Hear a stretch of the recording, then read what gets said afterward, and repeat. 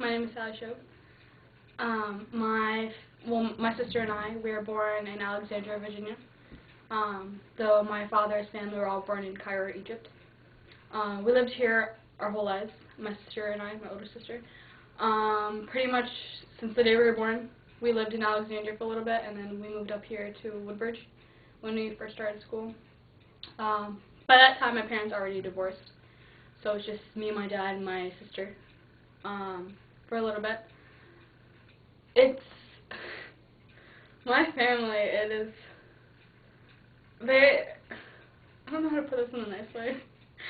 I love my family to death, but they are the typical loud Arabs. My family aren't the Arabs you see down the street with like a thing on their head. Like that's not even Arab. That's Indian. A turban's Indian, not Arab. Though you can tell my family is Arab.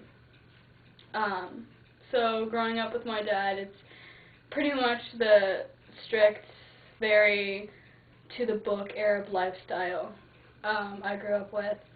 And, like, it's funny, like, I complain about the restrictions I always have, but I wouldn't change my culture, my life for the world. Like, I'm very proud of who I am, where I come from, that type of thing. Like, the people you are born into, those are the people you see every single day for the rest of your life. That's it. Like, those people. Like, my immediate family, my dad, my sister, now my stepmother, my baby sister, my grandmother. Those are the 4 people that I see every single day. Like, since the day I was born, those are the people, like, I've seen. Except for Aziza, she was just included. So our family is very family-oriented. Like, we live and die for each other. I mean, like what my dad was saying, he basically just says, like, it doesn't matter how old I get. And this is how it is with all, like, Arab families. You can be, like, 45, and your father, mother, grandmother, uncle, sister are still going to help you. My aunt, who gave that 12 grand to my uncle, he was 45 when she gave him that money. In American families, like, I'm Egyptian American, yeah. Like, I know the mentality of Americans, the mentality of Arabs.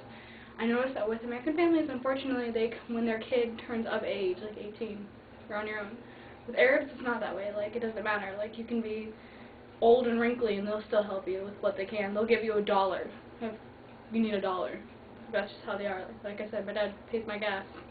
He pays my car insurance. Just because, like, that's just the type of person he is and type of family. So living in Morocco, personally, I think Morocco, Egypt, anywhere in the Middle East you want to go, go. It's good for vacational purposes. But I think moving from a developed country like the U.S.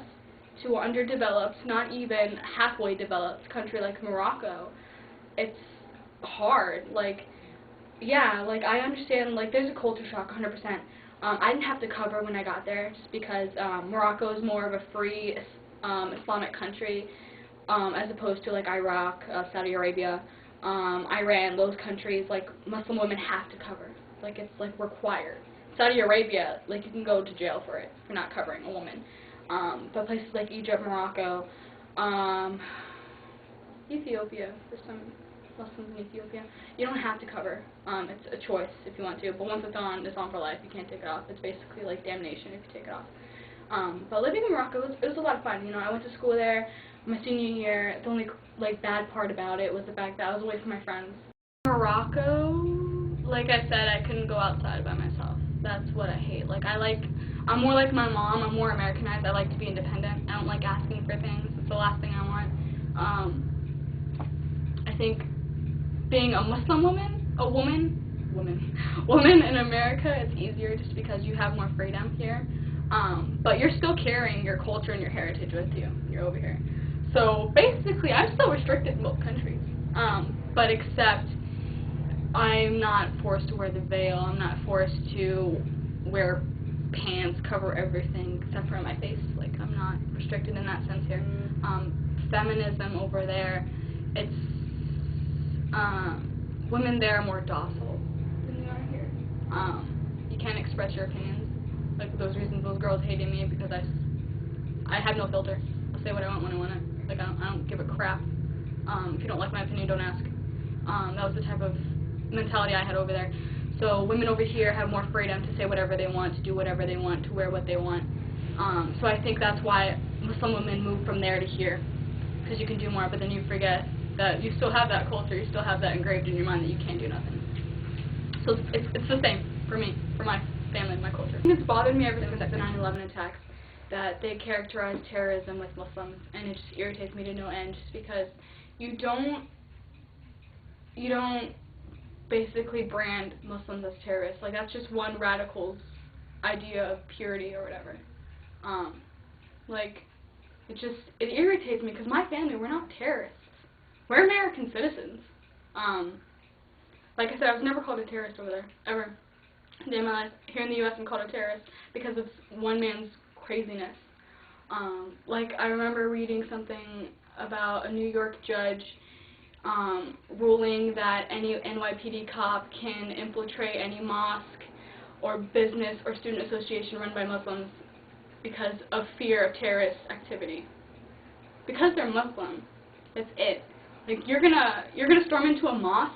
I'm tired of my stepmom, when she first wore the veil, she didn't want to walk out of the house because of it. Like, I don't get it.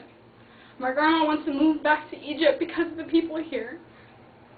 Because of our people getting made fun of, being called these names. My uncle was walking down the mall wearing a jalabeya. Jalabeya, you wear it in the house, but it looks like a nightgown, but it's just something you wear over there. It's like normal to wear that walking down the street. He walked in Potomac Mills in that, and a security guard asked to strip search him because of fear of what he was wearing under it.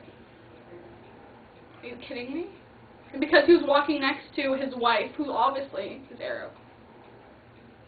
You're going to search him because of what he's wearing. But I wouldn't change my culture, my life for the world. Like, I'm very proud of who I am, where I come from, that type of thing.